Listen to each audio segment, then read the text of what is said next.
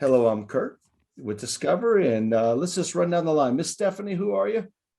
I'm Stephanie, and I'm with We Care a Lot Preschool. All right, Stephanie Bivens, say hello. Hi, everybody. I'm Stephanie Bivens, the Director for the Partnership for Children and Families, your Early Childhood Council. Miss Lori. Hang on. Okay, yeah, I'm on. I'm Laurie. I'm the owner of Futures Early Learning Center. All right, Miss Tanya, I see you up there. Let's head over to Little Blossoms. I'm Dusty Blossom. This is Sherry, and we're owners of Low Blossoms and Palisade and Tiny Blooms on 29 Road. All right. Hello, Michelle. What say you? I'm Michelle Reeves, and I'm the Child Care Navigator for Mesa County PCF. Right. Aspen. Hello, Aspen. Hi, I'm Aspen. I am the director of Noah's Ark in Palisade. All right. Welcome, welcome. Miss Joy, hello.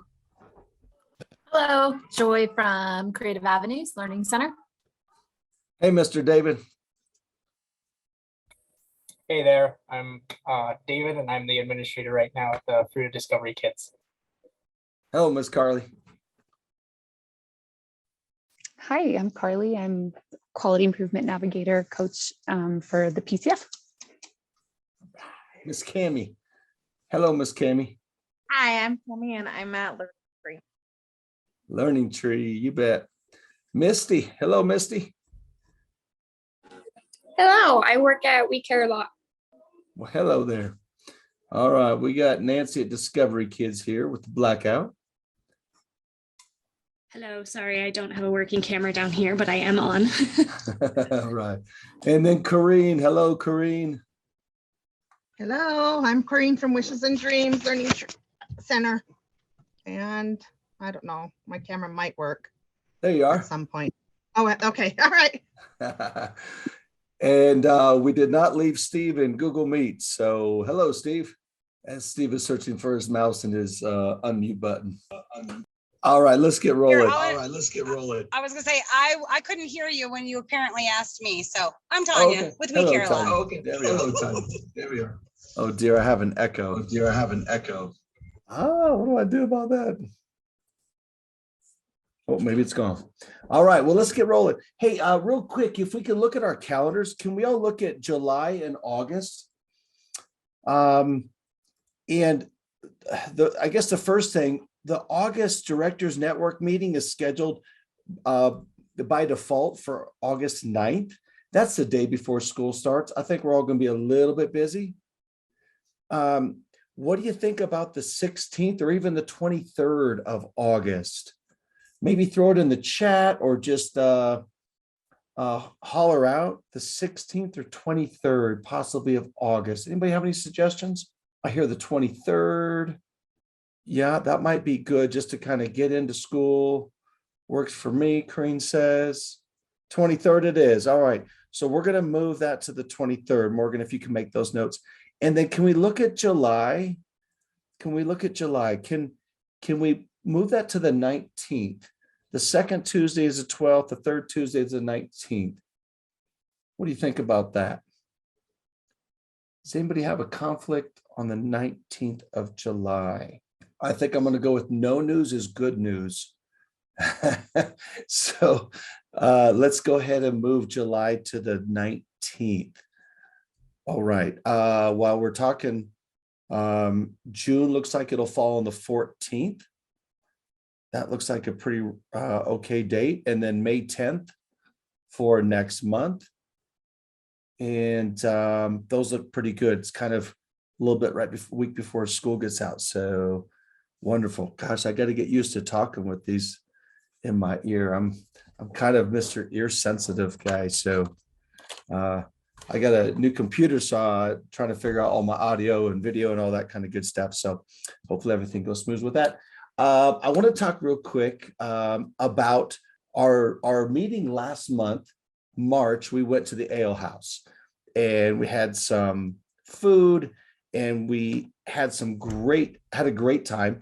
And we talked about what can we do to create more energy, more conversation, because conversation and ideas is what grows our agenda and grows so many great things that can impact our centers. So we thought about creating kind of a participation grant.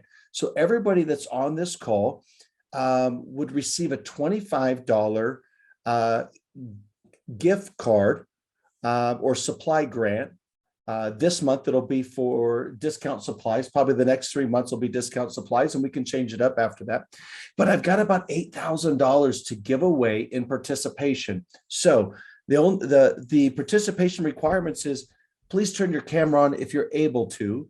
And then the second one is to participate. Just engage in conversation with us, share your ideas, ask questions, all those kind of things. And so you'll get a $25 gift card for the first 4 times you participate in 2022. Here's the other thing is in growing our Directors Network participation, we want to encourage you to reach out to your sisters or brothers down the street and say, hey, come on the Directors Network call. And so if you reach out to Laureate Futures and say, hey, Lori, can you come out next month? She says, yes. And you invite or sponsor her. This is like network marketing at its childcare finest. We're going to give you an additional $25 gift card to whatever supply company we're using that month. So if you invite 4 centers and bring them out here to the Directors Network, that's $100 plus $25 for yourself participating. So there's lots of money out there. Let's get it into your schools, in this case, into your classrooms. So if you have any questions on that, now would be a marvelous time. Here's one thing that I need. I need just a simple email from you, either before or during the meeting, just saying, here's me, here's the center I invited, here's the person I invited, and here's their email. Okay, so if you can give me those things, we'll have a fancy spreadsheet so we can track that. So you can invite as many people as you like. Like Little Blossoms could only be sponsored or get an invite grant one time for this meeting, right? So y'all can't say we all sponsor Little Blossoms, right? So I think we all got that. Do you have any questions about that program? It's just kind of a fun way to encourage us to pick up the phone and reach out to another childcare provider. And we said centers. However, if we can put as many home providers on that budget as we possibly can, we absolutely will. We'll do it till we run out of money. So any questions at all? And please email these to Mesa County Kids, and that way we'll track everything there for our participation staff. So questions? The emails are really important because I'll be emailing you a coupon code for like discount supply. So you have a code, so you can go on there. If you were 25 or 50 or 75, whatever it is for that month for you. Questions at all? Kirk, do you want to maybe put that email in the chat for folks to grab it? You got it. Absolutely. Thank you. Thank you. Also, Kirk, Christine is trying to get into the meeting as well from her computer. Can you let her in or whatever needs to happen? Morgan, you got that? Yeah, I don't have anybody in a waiting room right now. So we'll have Morgan keep an eye open on that waiting room. She was going in through the Google Meet, so she's going to switch over to the Zoom. Ah, perfect. Sounds great. Any other questions about our supply grant? Network marketing supply grant. It's been a long time since I've been in network marketing. All right. What I'd love to do is turn this over to, who's going to, Michelle. Is Michelle here to talk about the new app coming from Bridge Care? There you are, Michelle. Yes. Front and center. We are really excited that we're moving forward with a new program. And before you get scared about a new program, hear me out. It will help you. So it is a new program to report childcare openings in childcare centers and providers information. It is coming as a request of the state that we know where our childcare openings are on a weekly basis, and this will help us do that. So at the end of May, you're going to receive a lot of information about a company called Bridge Care. And then the beginning of June, we're going to have training sessions on it. And we'll have a morning and an afternoon and an evening session. And we'll also have those recorded for you. So you'll get hands-on experience training to work in those programs before it ever gets shot out to families and recipients of your care. This program will list all of you in one location so that families can come and search for what they're looking for in a child care center. They can search for their meal preference or special needs or program preference and get everything that they need within a provider in that search reference. Hopefully this cuts down on a lot of your phone calls. You're not going to be answering phone calls about, can you provide gluten-free or can you provide special needs? And so hopefully it helps alleviate that, and it'll help you get people into your care quickly. And it'll help direct our community towards licensed care rather than just going on the internet and saying, hey, who can take my kid? So we want them to come to you. We want them to come to the experts. And so this is hopefully going to help us with that. We will be updating you as we go along, and I promise it'll be a great transition. We will work hard to make sure that it is. And to add on to that, thank you so much, Michelle. So it links your Colorado Shines account and information over into this system, and then is kind of like Shines Plus, basically, it has added features for your families where they can look at where they go to work and kind of find you on their route. It will also send texts to your families of when you have openings. They pick you as a favorite, and then they get real-time data that Michelle will be working to collect and figure out what those methods are to get that information from you very simply, whether it's we send out a text to you and you just say, I have 4 infants, and boom, we'll put it in that system. So it's meant to ease versus make anything more complicated. Also, this is a partnership with the Western Slope Councils, so that we know that a lot of families travel, right? I mean, I'm one of them, where I live in Garfield but work in Mesa, so that families will have consistent access and understand that system if they move from county to county or are commuting. So we're doing this in partnership. It's a system that Denver has used, and some other councils in other counties have used and have absolutely loved, and have had a lot of feedback that this was really beneficial for providers and families. It does kind of give you an option for like kind of a portfolio. You can put pictures up there if you want to add to it, where Shines just has its just what it is. You can add to this if this is something that you would like to, and be able to use it as kind of like free advertisement, free website something. I know some of you do have websites, but this is meant to assist. And like Michelle said, it's to help get your slots filled, basically. Joshua asked, what's the name of it? The name of it is Bridge Care. And it is going to be a portal. And it can be an app. It can be downloaded as an app for providers as well as parents, but mainly we're going to try to direct them through a portal. It's basically a website. I forgot to mention, I think the most important part, this isn't a program that like the state created or that we created. Bridge Care, before they entered early childhood, managed tech businesses and healthcare businesses. So this is somebody who's well-versed and well-experienced in running technology. And so hopefully all the kinks are worked out, and we won't have as many issues as I'm hearing kind of feedback from other things that we've tried in the past. So it is a experienced program, and it is in 36 counties in Colorado as soon as we join. Is there a fee for this program for families or providers? No, so PCF has covered that cost for the county.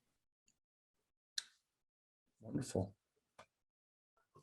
I just typed it in, but I can just ask, I might have missed the part.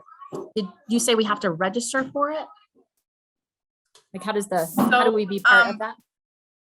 When Bridge Care transitions and goes live, they will pull every care provider over from Colorado Shines. So automatically we're going to pull your information over, but it's kind of going to look like a beginning Facebook profile when it first comes over, because it's just going to have like a default image, and it's going to have your name and all of your licensing stuff. What we would like to see is you put what you want it to look like on there. Put a picture, put whatever preferences you have. So it will automatically register you per se. It will give you a page and it will give your information, but we would like for you to make it your own.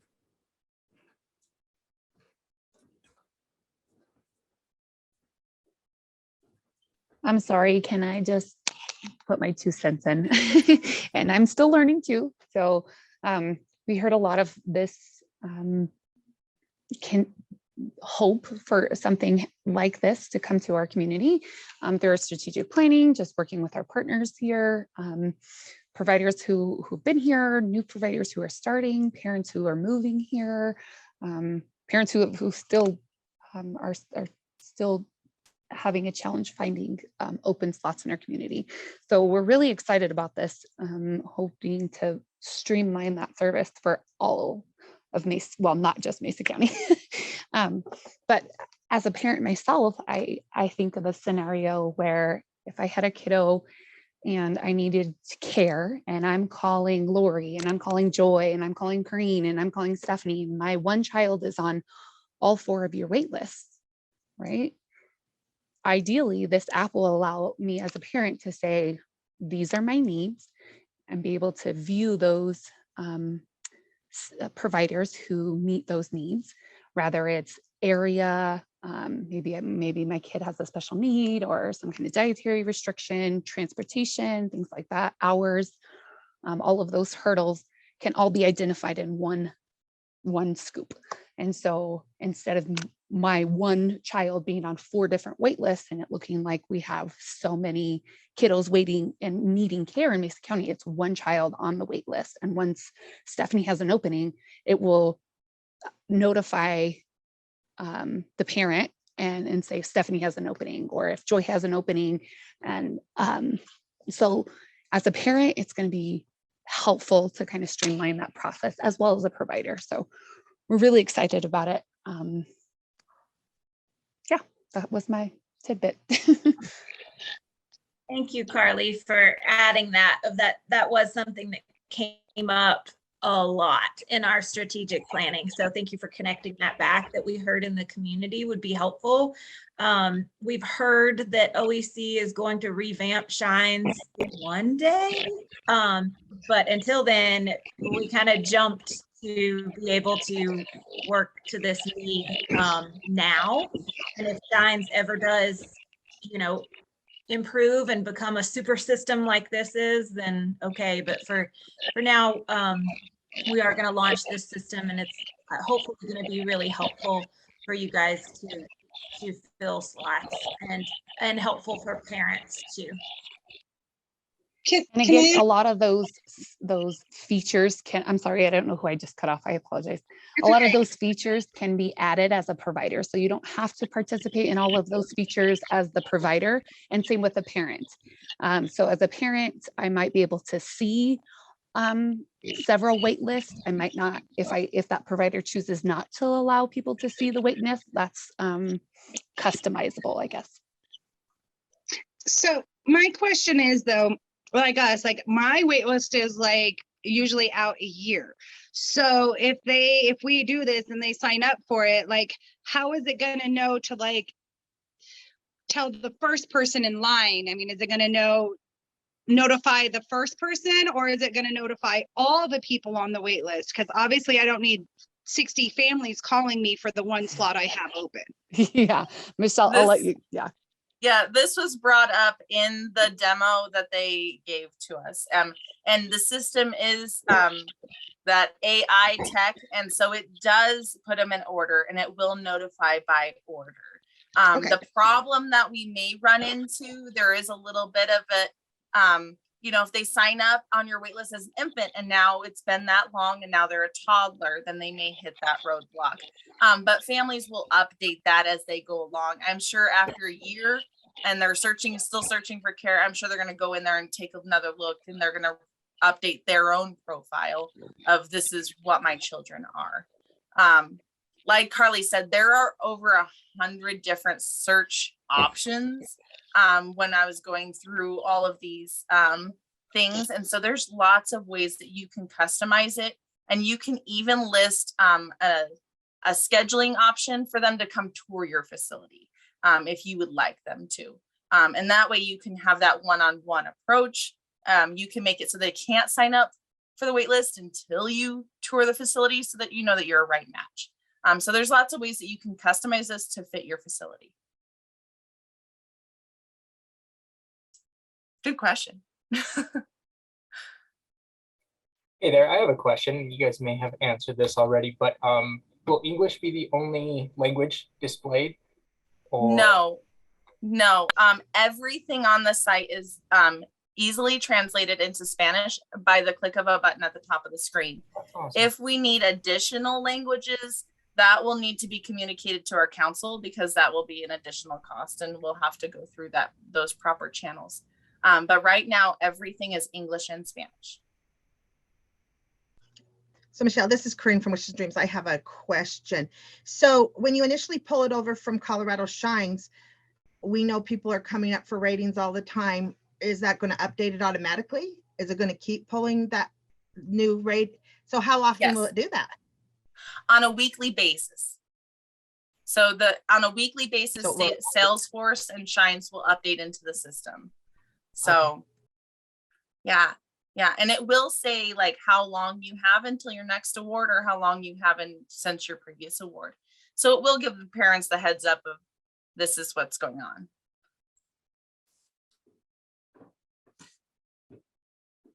It sounds like a great program.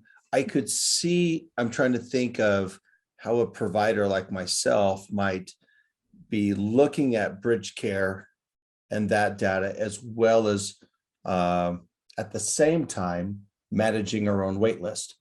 I'm certainly not going to delete and throw out my wait list where I may have 125 kiddos on there.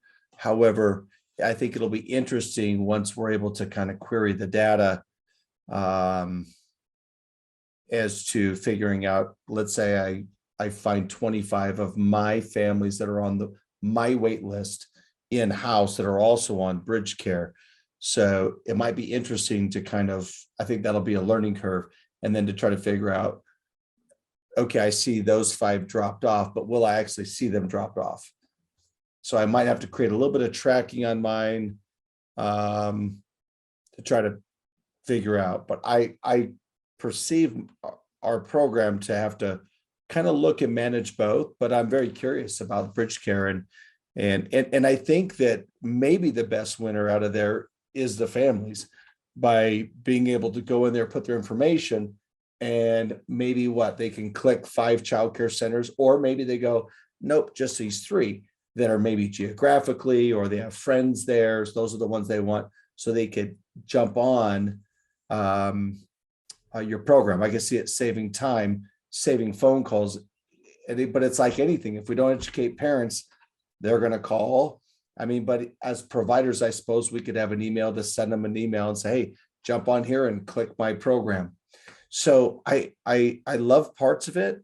I also love, even though it's very time consuming, and when we have no spots and a wait list of 100 people, I love also having those conversations with parents and making notes about their children, their family, their spouse. They just moved here from Carolina.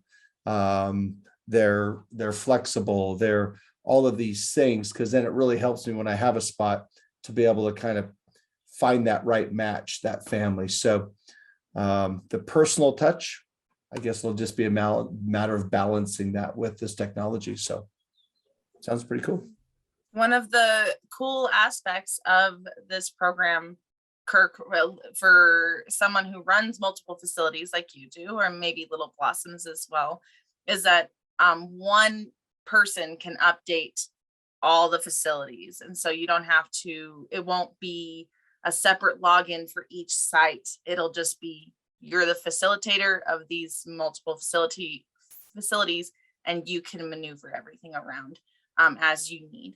And so that's kind of great in the fact that you don't have to have multiple logins, have multiple sign-ins, all of that jazz. So.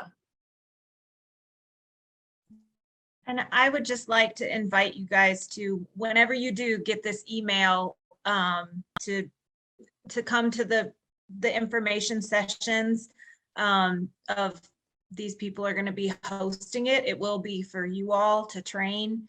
We're going to do the same with parents as well, but have those information sessions to be able to ask questions like that, of understanding the functionalities and the benefits.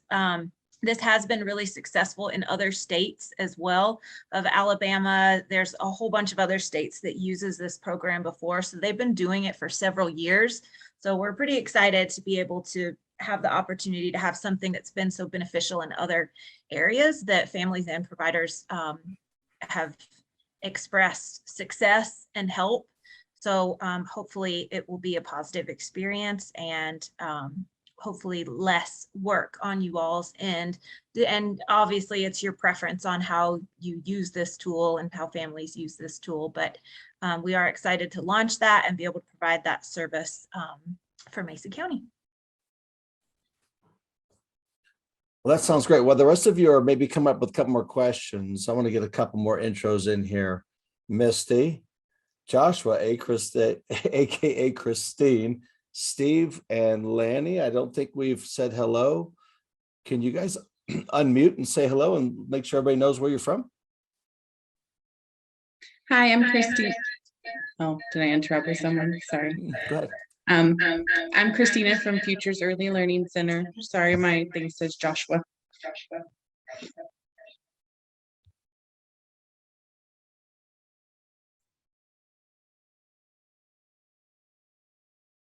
Did we already get you, Misty? And Steve, are you there? Yes, I already did me. Oh, sorry. Nope, you're good. Did we get Lanny? Laney. Is that how you say it? Laney, yeah. Thank you. All the head nods. Hey, Steve.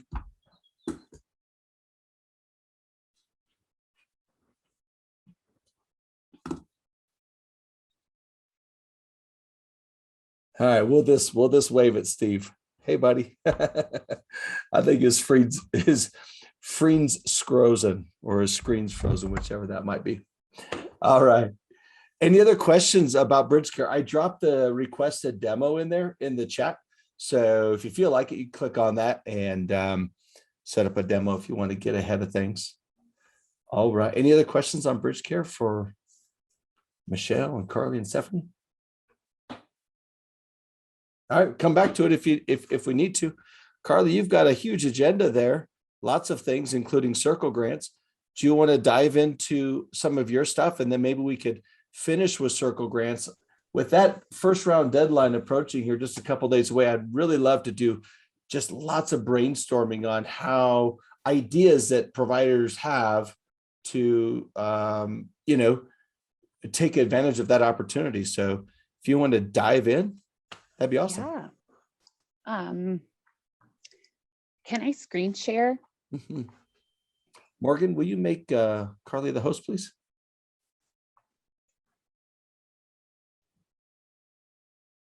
I'm a visual learner. Mm-hmm. And can email this out to anyone. There is some federal stimulus funding coming down. Some of it's open currently. Some of you have already taken advantage of these opportunities.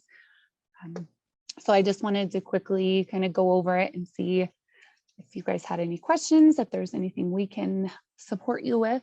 We are happy to do that. Let's see if I can do it this way, maybe. What do you see? Yeah, we see your screen. Just my desktop? We see all that. You get about 5 tabs at the top. We're looking at the agenda. Okay. With the incorrect date on it. I'll take responsibility for that. Now can you see the federal stimulus funding? Yep. Okay, great. So the stabilization and sustainability grants, like I said, I know a lot of you have already applied for that. If you have any questions, feel free to reach out to your QA navigator. We can help answer questions. We can give you some resources. Again, it's not something that PCF is facilitating, but we can definitely give you some resources as needed. Carly, I have a quick question. If someone did not get aboard and apply for that stabilization and sustainability grant, can they still do it now? I think the deadline's September something. And do they still qualify for 9 months of funding? Yes. Wonderful. Yes. Okay, great to know. If you did not apply, I believe you got an email yesterday from PCF saying, hey, you're still eligible. So feel free to respond to that email or again, contact your QI navigator and we can support you through that application process as needed. There are some licensing incentives, quality incentives. Again, if you want some more information with that, reach out to Daisy, any of the PCF team. ECE 101 and 103, this has been in the works for quite some time. Judy Seacrest is our PCF workforce coordinator, and she does all things higher education, training, PD, all of those things. She is a great resource. Feel free to reach out to her. Again, 101 and 103 is available at all accredited colleges across the state. So if you know somebody who is interested in getting college credits, please reach out to PCF and we can help you with that. Kirk's going to go over some stuff with Circle grants and those applications and how that process works. We have some dates coming up at the end of the week. There's employer-based childcare grants. Again, so much funding coming through for early childhood right now. It's a really exciting time for us. And if you are needing some support, feel free to reach out to us. We're here to support all providers in Mason County. Hey, Carly, can I jump in on the employer base? Because I think you're moving on. Here's something that I've learned really quick because our FRUTA program, I'm working with Family Health West. I'm possibly relocating 3 blocks down the road to the Oaks, which was their adult assisted living program. And in speaking with Roxanne White a couple weeks ago, I learned a little bit about employer-based childcare grants. So I'll just share the little tidbit that I learned is this. Okay. It sounds like, because I didn't really know much about this before, it sounds like to be employer-based childcare, you need a sponsoring employer. They need to somehow subsidize for their employees. So that might be that they pay 10 or 20 or 25% or more of their childcare bills. So they need to subsidize the childcare, and then they need to, their employees need to be prioritized somehow. So that might be they have a prioritization on the waiting list. And then the other thing is they could subsidize other parts of the program. So they might take care of maintenance and landscaping for your facility. They might subsidize, they might provide food. Let's say they're adjacent to you. Let's say you bought a childcare center or you have a big employer right next to you, and maybe they're actually going to make the food and buy the food to subsidize. Maybe they subsidize rent. That may or may not be something that would qualify. Maybe they do laundry for your program. So these are things that we talked about when thinking about like community hospital and their RFP out there for their employer-based childcare. But it was just kind of interesting to learn about that. So if you're a center and you're like, I'm adjacent to or close to another company, an employer, and it, these definitions that I'm giving you are not defined. That's kind of ironic. But what Rock said is that employers programs that were applying for this employer-based childcare facility grant, the ones that receive this money, which this round is coming out again in the spring of 2022, supposed to be in upwards of $880,000. These are some of the things that they did to get funded.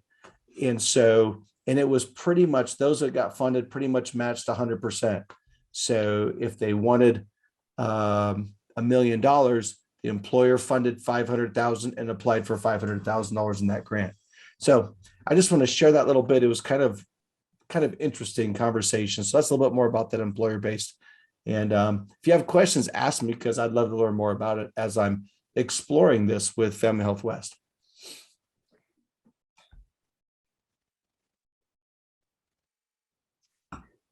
It was a quick overview. There is a lot, like Kirk was saying, a lot of eligibility requirements, timelines with those incentives. Feel free to reach out and we can support you with links and more information. Unless anybody has any questions, that's what I wanted to report on today. Any questions for Carly on any of that?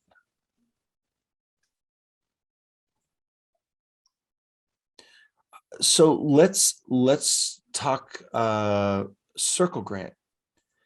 And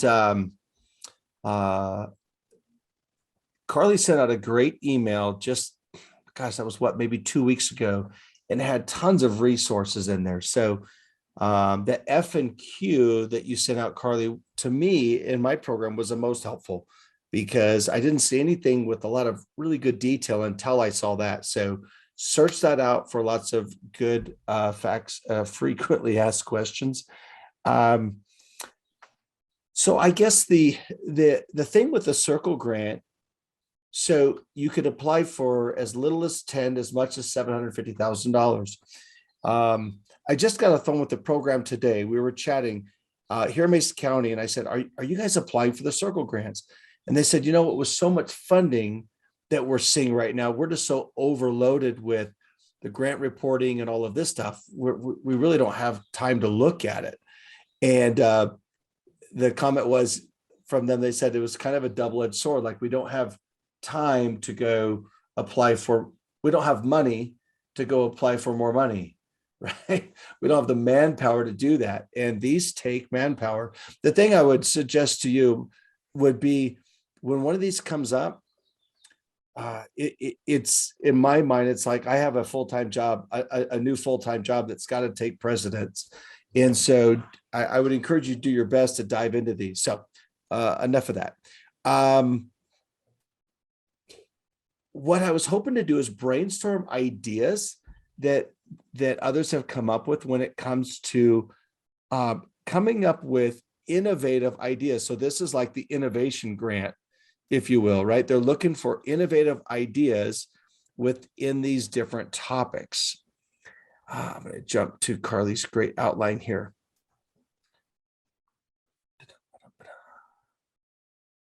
There we are. So the first one, and does anybody have anything they want to jump in with? Otherwise, I'm thinking maybe we start by throwing out the different topics. Like the first one is making childcare more affordable. And then we just open it up for discussion. Like, what ideas do you have that you think, oh, I might apply for this grant to have money to make it more affordable for our providers? Does anybody have anything they want to jump in with first?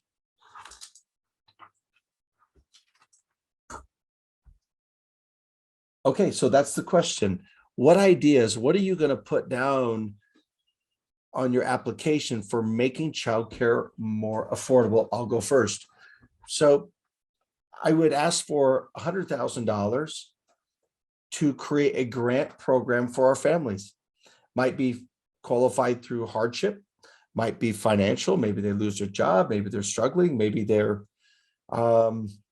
they have some transition, they're moving, their rent got raised, whatever it might be. But if I had $100,000 that I could have earmarked specifically for subsidizing childcare for our families internally in our program, I would take that money, I would say thank you, and I would track it and pass it all on to my families. Any thoughts or other ideas?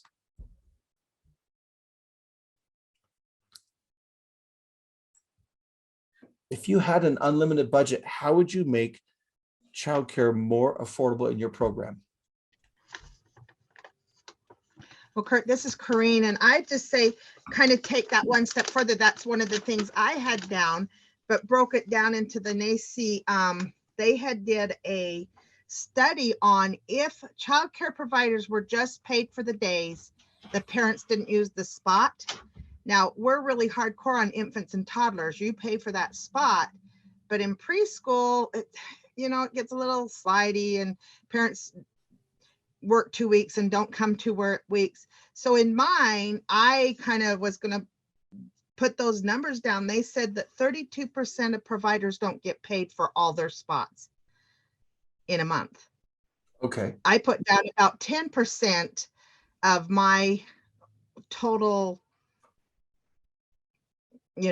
enrollment in a day is not covered by tuition, because parents don't pay it, and like I said, infants and toddlers, not so much because they pay for that spot, but it's that preschool slot still.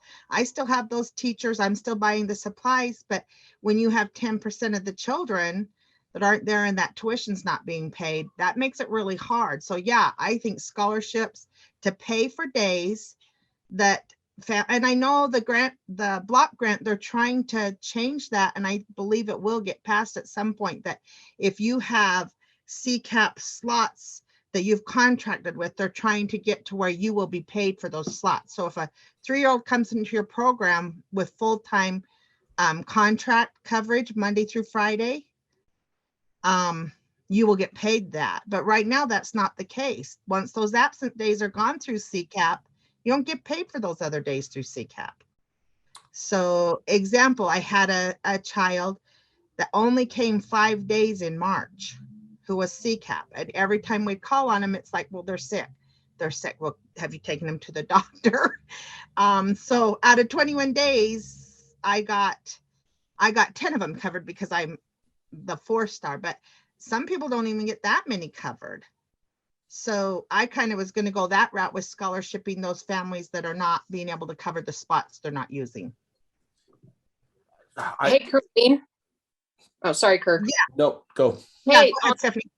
check your CCAP contract, because what I do is if your student runs out of allotted absent days by CCAP, as long as it's in your contract, you can privately charge the parent, and it will stop those absent days. Yeah, and I have seen that before. It's just when you're upper towards 93, 93% CCAP, it's, I can charge them, but then I have to either make a thing of just getting them out of the center because they're not going to pay it. They don't have the money, and try to bring somebody else in off of the waiting list, which I can. But I will be honest with you, Stephanie, I have a hard time doing that to the kids. Not so much the parents, but I have a hard time doing that to the kids. I understand, but we shouldn't have to take the loss because they're using it and abusing the system, where you should drop the kid and get somebody who's paying full time. That's true. And I know that. You guys all know that I know this. Yes, we call this the illness that Corrine suffers from. Is called the big heart syndrome. BHS. I was there, Corrine. BHS. I'm not big there heart anymore. syndrome. I know, and it's hard. It's hard for me, and I know that I really, in my heart, there's so many kids on a waiting list. I should do that, but it's like I look at these little kids that I just am so, and I think, oh, where are they going to go? Are they going to be left home? Are they going to be? So yeah, I do know that, and I should do that. But that's the scholarship I'm asking for, is to cover those days. Yeah. Here's the thing I would say, Corrine, it's that balance, right? Because we all have big hearts. There's not a single person here. Stephanie and I are, we have big hearts. We don't suffer from that syndrome maybe as much as some. But that's the truth. But the reality is, your ideas are great. Like to be able to cover those absences. So I love that. But devil's advocate, one of my fears are, if when that money runs out, have we conditioned our parents that they just drop in whenever they feel like it because all their other days are covered? So just be prepared. And when you think of, and I'm not trying to shoot the idea down, I don't hate it. I think it's a good idea, but how do I do it so that I'm not conditioning them and then having to pay for that conditioning, next year when those funds or your budget is out?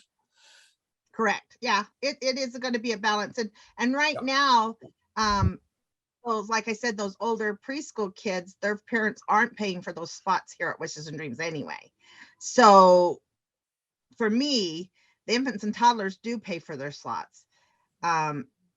It's going to be a balance. It is. It's going to be a fine balance. And then we, like I said, there's still that systemic problems that we got to deal with later on once this is gone.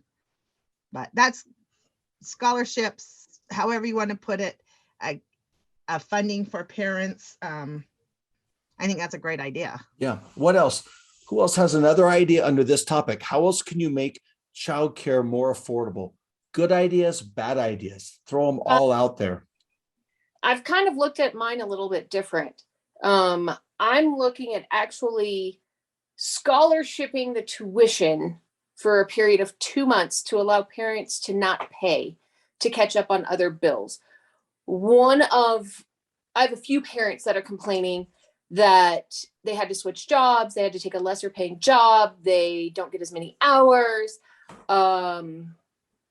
Some parents have left their job because they refused to get vaccinated and their job required it, so they had to switch. And so I actually have gone after that area a little bit differently in requesting, and I'm right under 100,000-ish, give or take, for a 2-month scholarship that I basically will apply to my accounts and not request payment from my clients. Wow. This will also waive parental fees. I will waive, whatever the parental fee is, whatever they pay me in a month, I'm taking care of for 2 months on a 60-day period. So they can jump ahead on a credit card. Maybe they need to pay off a credit card that they charged and ran up during COVID, or, something along those lines.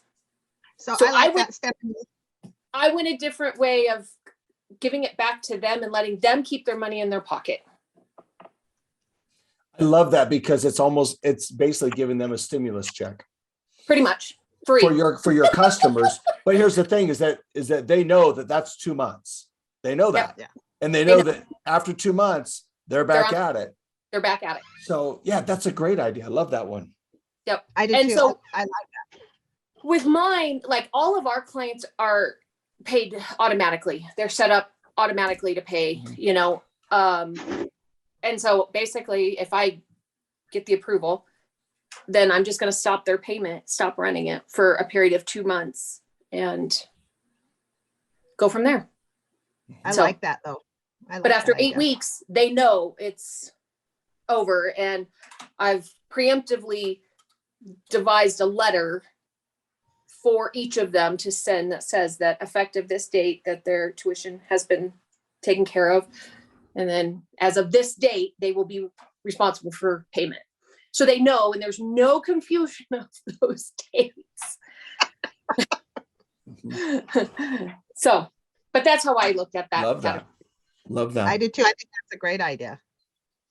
It was I've tried to do I was thinking, over the next 6 months, over the next I'll give them a week free tuition. It was too much managing on my side. Yeah. I needed something more defined and be done. Mm-hmm. So it's awesome. That's mine. All right. Who else has got a gem?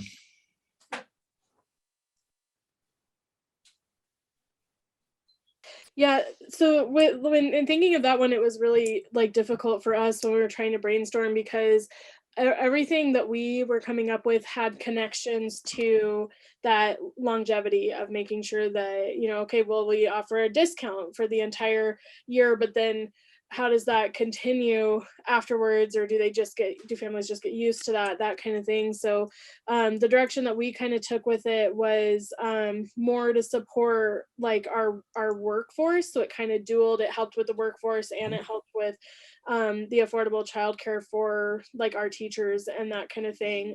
We've never been full enough where we've been able to offer free childcare to workers, and it's always been kind of a struggle because other centers do. And so what we were kind of hoping for is if we were to, during that grant period year, be able to offer that to our current and new employees, then hopefully with the other areas of the grant that we're expanding through, that we'll be full enough to be able to keep doing that when the time comes.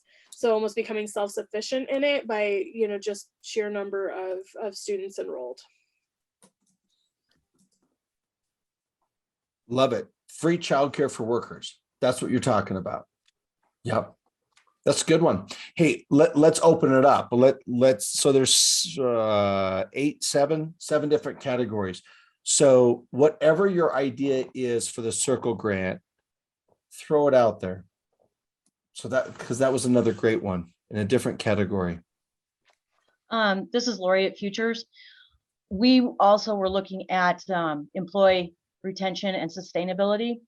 So we are hoping to develop a staff workroom / lounge, which is something we didn't have at our other building either, but someplace that staff can actually get away from the kids for their 30 minutes or their 15 minutes or whatever, but they also have a place to work on projects. They have a place to relax. We want to put a learning lab in so that they can also work on PDIS on their own time right there. They can, we have a cohort of ladies right now taking the CDA.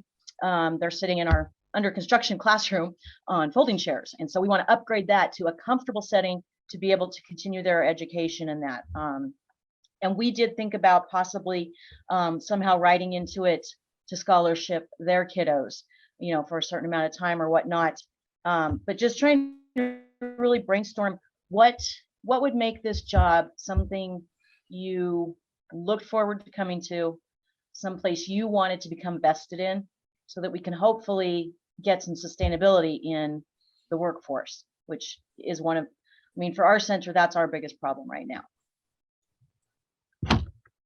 The two words I heard, I'll put staff learning lab, because it says boosting childcare workforce preparation, right? They're looking for preparation. How do you create that opportunity for them to transition and be prepared? I love the staff learning lab. I think it fits into what they're looking for. That's great. Thanks. I'll throw one out. So through PDIS, you could become a certified trainer in different areas of curriculum and so forth. So one of the things we thought about is having some of our staff become trainers and teach classes like Love and Logic at night. And so what we would do with that is any parent, we would offer this to our staff and families. So any household that came out and took an hour class of Love and Logic training, they would benefit. And that's supporting health and well-being of children and families, as well as we give them $100 tuition scholarship or credit to go, of course, for coming out. So we're literally paying a parent to come out and take a Love and Logic class for us, building relationships, supporting their children and their families, and offsetting childcare, making it more affordable. So one activity kind of that touches 2 or 3 different categories. We could do Love and Logic, we could do healthy eating, we could bring somebody in to do what are the food, the healthy habit class, any class. We could bring all kinds of trainers in or encourage our staff to do it. We could pay our staff $100 training bonus for coming out and taking that on their own time. We could pay our staff a couple $100 for teaching the class. So putting those classes in place for staff and families.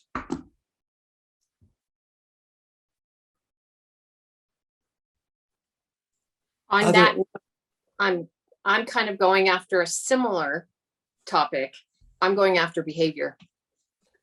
So I want to implement a behavior training over the course of the next year for families of my center and my teachers. I've built into this stipend grants for all of my teachers who attend it. And then haven't fully worked it out in my mind, but there will be some sort of kickback to the parents who attend for their families, kind of as a bonus. I'm taking this a step farther and I'm actually opening up to the community and other centers. So it could get rather large, but it's something that I feel is very necessary for parents and teachers, is to learn about behavior and how to approach and deal with behavior.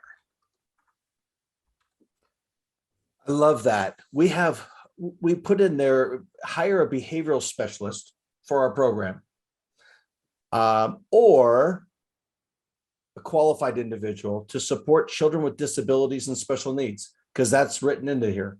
Providing one-on-one opportunities for children, providing support and guidance to staff members and families. That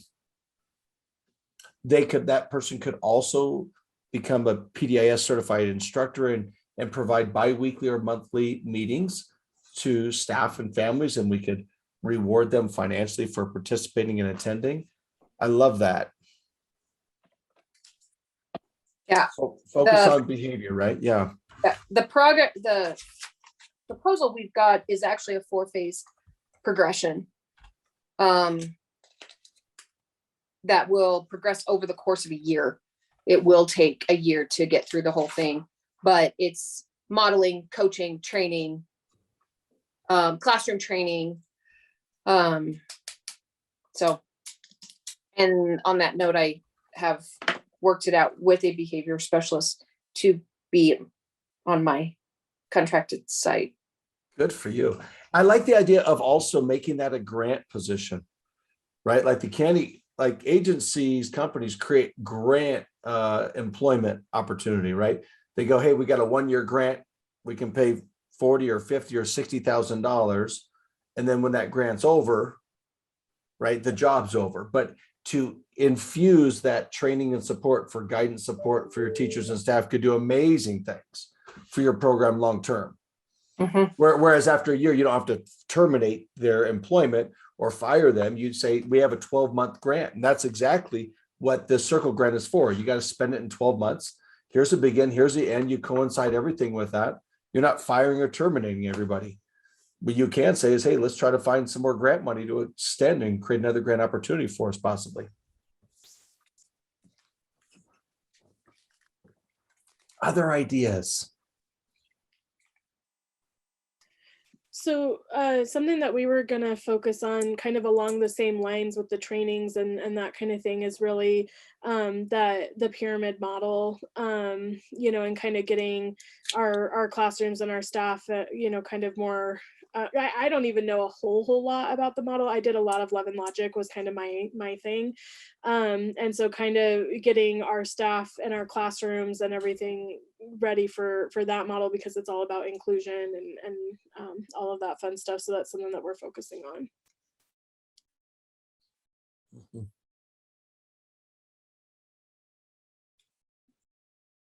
Yeah, how amazing would it be if you could get your families, especially your families where children have really challenging behaviors in the classroom, if you could get those families into that program. And it's hard. Sometimes when you create an opportunity for families, the people that you're really targeting are the ones that may not attend.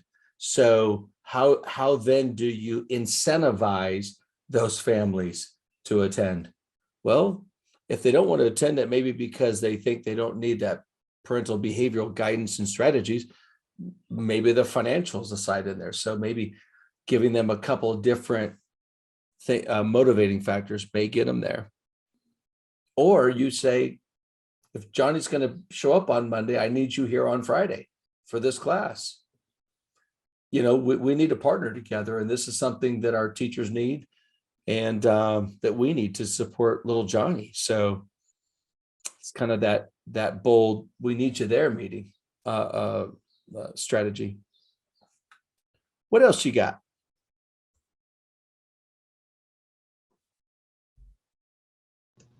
Kurt, this is Corinne.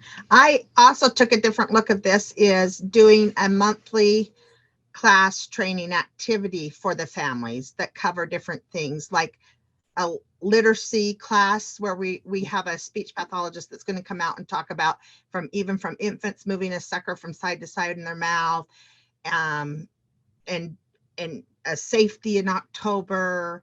We're going to be doing a big Cinco de Mayo cultural thing in May.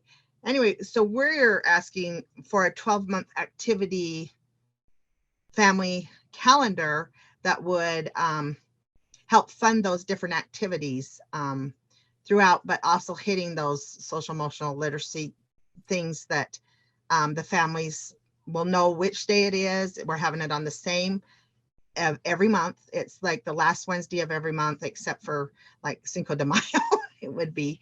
But a dental, dental thing, a children's hygiene, health, that would be done in the month of May, a child abuse awareness thing. And we outlined the whole 12 months of what we would do and the funding that we feel that we would need, whether it be buy books during literacy for every child to have a book to be sent home, along that lines. All right, Corinne, I just want your opinion on this, your opinion on my idea of, you're talking about monthly trainings for families. What do you think about writing into your budget? Hey, we want to give every participating household $100 tuition scholarship to thank them for their partnership. What is your thought on that? I think that would be great. Some of ours we did write into, like in November, we're doing a Cooking Matters nutrition thing, and we asked for a City Market card for groceries. And like I said, we asked for money for books for the family's household. So I think that's great. On a month that maybe you're not doing that, we're doing a gardening thing. We asked for planters and little bedding boxes. I mean, a planter box that could be even used at like an apartment, a small one with bedding plants for the families. So in essence, we are asking for stuff, but yeah, I think a little tuition thing would be great, a little cash reward. We just asked for different things along the different activities that we were doing. No, I love it.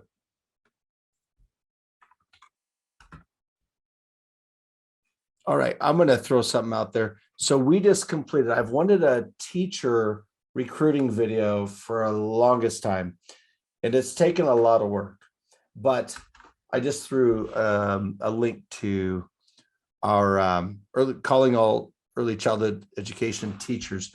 So we got a compilation of a lot of different staff sharing ideas. So you're welcome to click on that and take a look at that. But I believe, because I had made about 20 phone calls today, that 10 of those people aren't making it because of all the call-offs they had to deal with today, and we're just overwhelmed.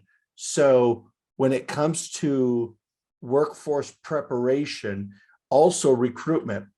So here's an idea. What about creating a recruitment video for your program, personalized recruitment video for your program? And this is something that I could help with my gals that do the video editing. Whereas if you were just to create some video footage, and we can get it into their hands, and they can put it together, and you could work with them to personalize it for your program. So it's all about Creative Avenues Preschool. It's all about your program, just something that you can put that link in your ad, whether it's in Indeed or All Things Daycare or Craigslist, or Facebook, wherever your ads are, where they can click on that, just get that warm, amazing feeling about your program. So just another idea, how would you like to have your own personalized teacher recruiting video? So that would take time and a little bit of money, but that's there. You don't even have to write that in the grant, because we can do that, and I can build that out for myself through the county, because to me, I think that's it's just connecting with some great teachers, right? So it's just another tool is all.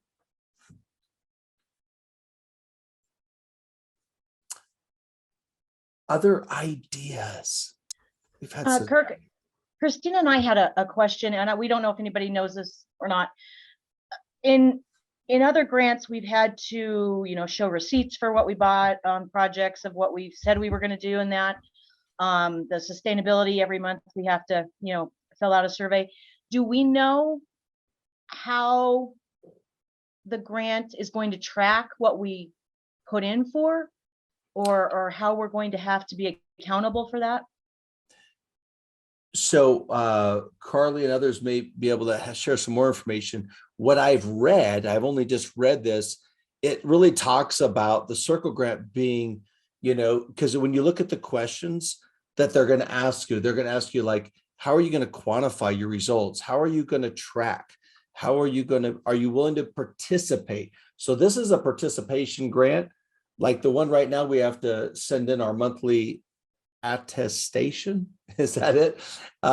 Whereas this, I anticipate being more hands-on, because the attestation by the 15th, don't forget, by Friday, takes just a few minutes. I anticipate seeing a little bit more work.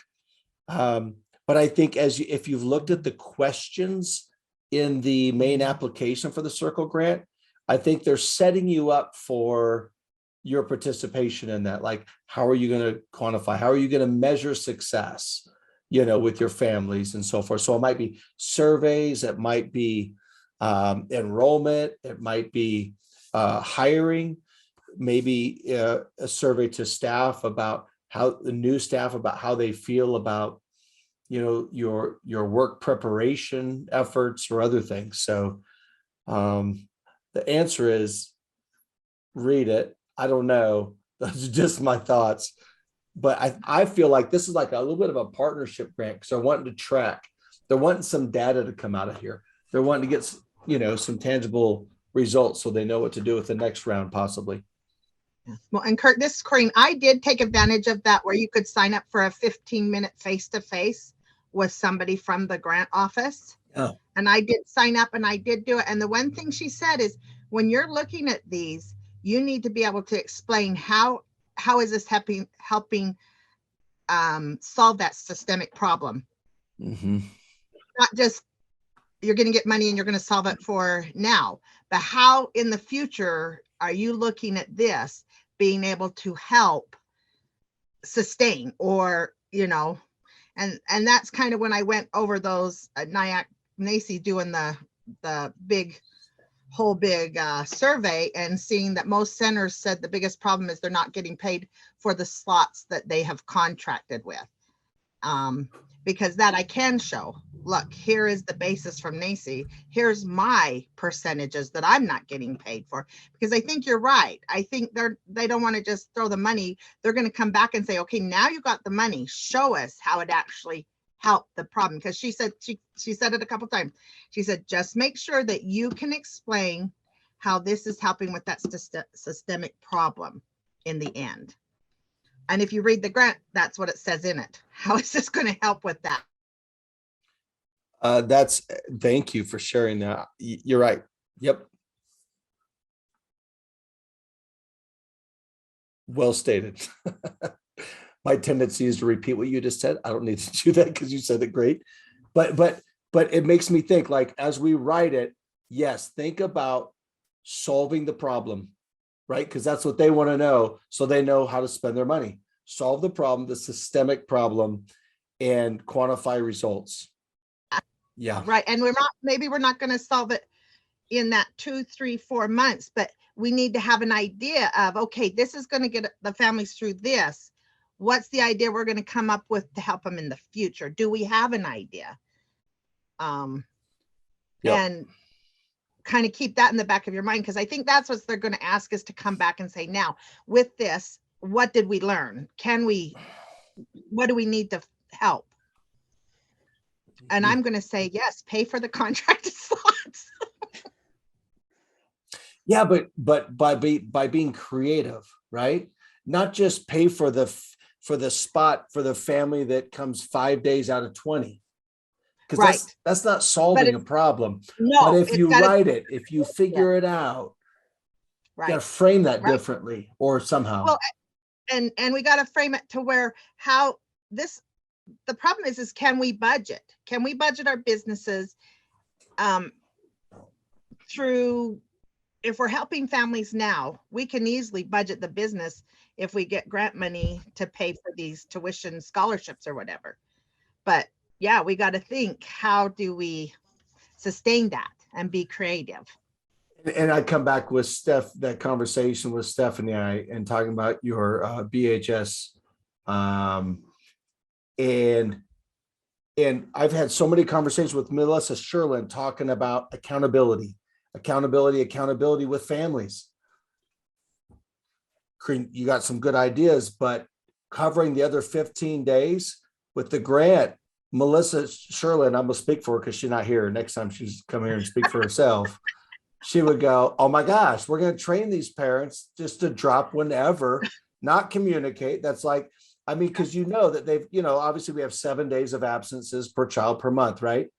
Well, right. There has been boards and panels that have gone from 2 to 30 to 20 to 15 to 10, now to 7, right? Absences. And it's all been major discussion. You have to assume that. And Melissa has said, Kirk, I don't see this unwinding. She doesn't see that rolling back from 7 to 2. She's like, I feel like that's sustainable. I'm going to quote her because she's not here to quote herself. But I just figure out that balance. No, I'm totally listening to Stephanie's wise, even though she's much younger, wise words to me about Corrine. Hand them the bill and say, you're paying this bill or you're out and I'm going to my waiting list. Hey. Corrine, I'm just like you. I've had that heart. I've had that, oh my gosh, but the kid, but you can't, sometimes you got to say it's not your circus and it ain't your monkey. You got a business to run and you can't sustain everybody if they're not willing to sustain themselves. If they're willing to work with you on a payment or work with you, and I tell my CCAP clients that I charge that, hey, I realize it's a big bill. We'll break it apart in 3 payments, or we'll space it out for you. But yeah, I do that. I do that. Like I said, infants and toddlers, they have to pay for their spot. I don't care, but mine's across the board. I got to do it across the board. But what I do to meet my heart, everybody has a day. I give every single child in my center 2 free days a month without being charged. They get 2 free days on me. I can lose that as a business. I've built that into my budget. I've built that into my world. They get 2 free days. Past that, I got a business to run. So modify, instead of giving them 10 days, give them 5.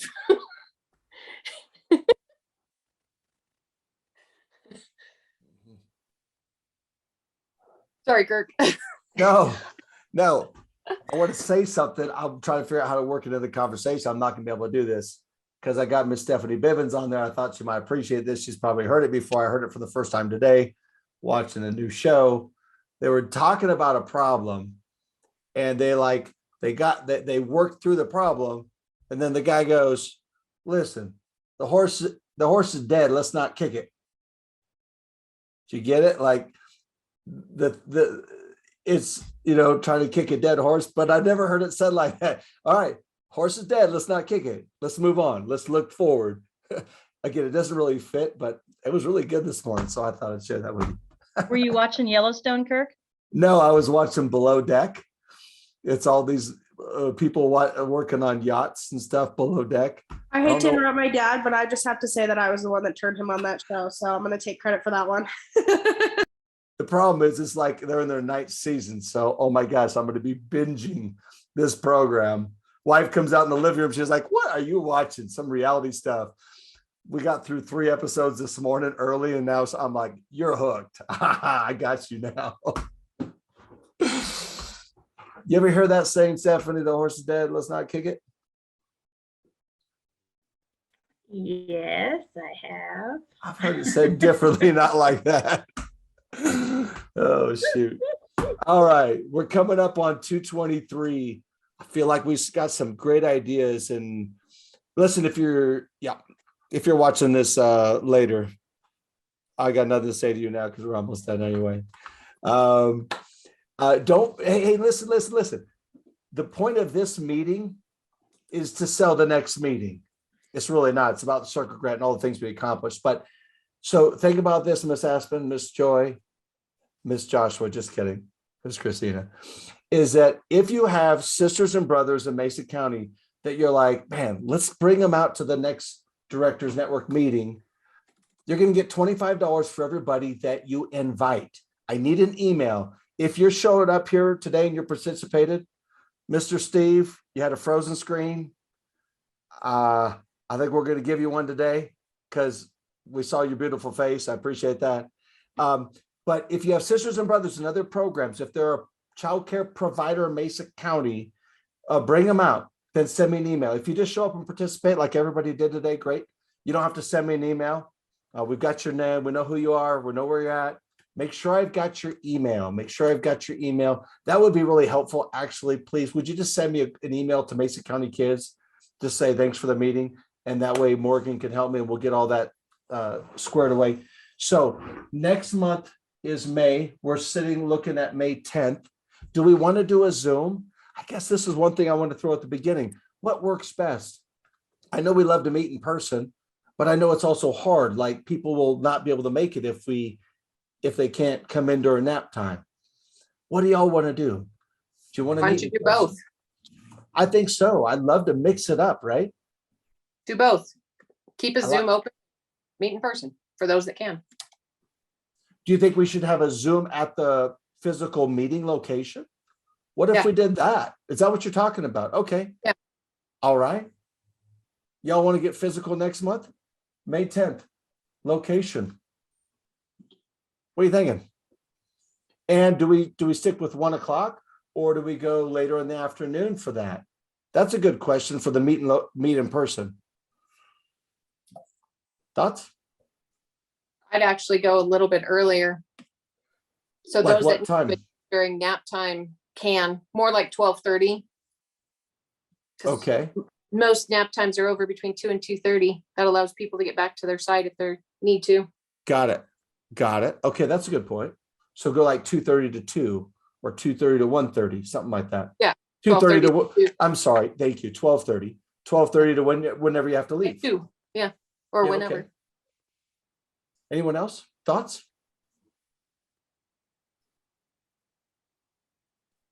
I like options. I just wanted to go back to the Circle grant. I know we talked a lot about it. I did send a PDF in the chat of the FAQ. It has more than just the Circle grant on there. But Joy told me that the links weren't working, so my apologies. I went ahead and just emailed it to everybody. If you didn't get it or have questions, feel free to reach out. The RFP, excuse me, there is 2 rounds. So like Kirk was saying, the second proposal due date is April 14th, but there is a second round that is coming May 12th. So you first have to do an intent to apply, which is due May 12th, and then the round 2 proposal date is May 23rd. So again, all those dates are on that FAQ that I sent out.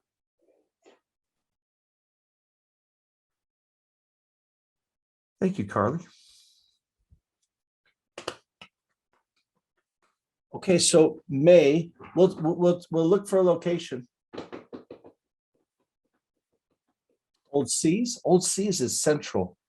Maybe I'll try to book Old Seas for us. What do y'all think? And then I love the idea of I'll have my laptop up there and people can zoom in and they can we can order and they can eat peanut butter and jelly sandwiches or whatever's on the menu from the preschool.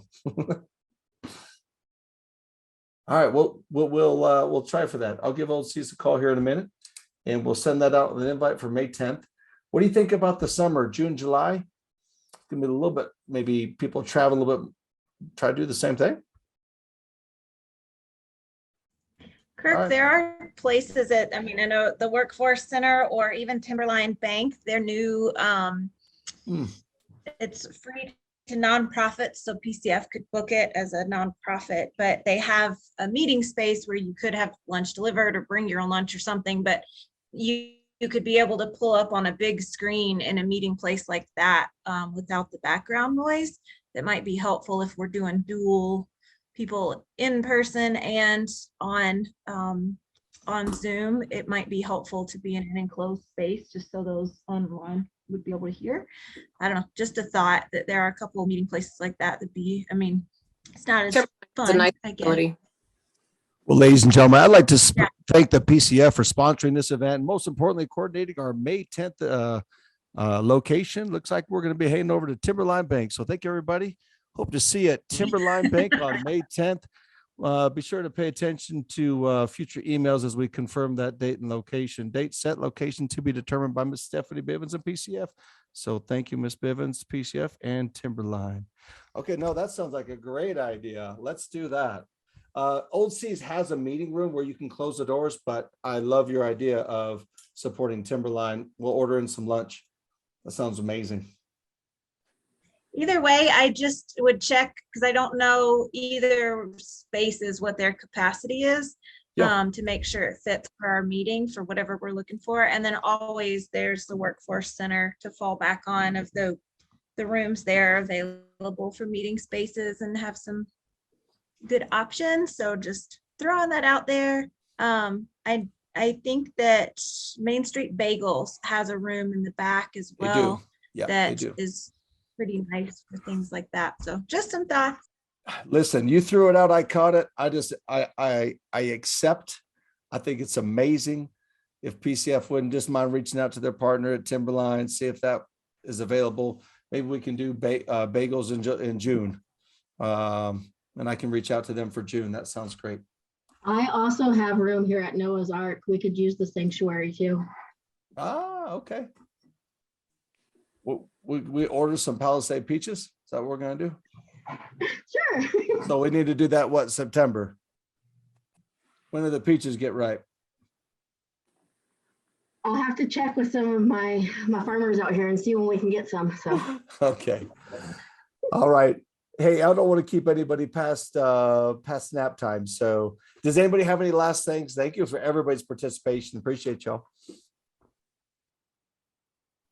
I just wanted to say thank you for those of you that were able to participate in the stakeholders meeting for PCF, for our strategic planning, that we are moving forward with that. We're in the final phases that we heard your voices. We're excited about the new things that PCF will be able to provide in the community, Bridge Care being one of the first, but we heard a lot of wants for coaching and training, as well as local events and conferences. So all of that was heard, and soon we will get that information out of kind of our next steps to support you all.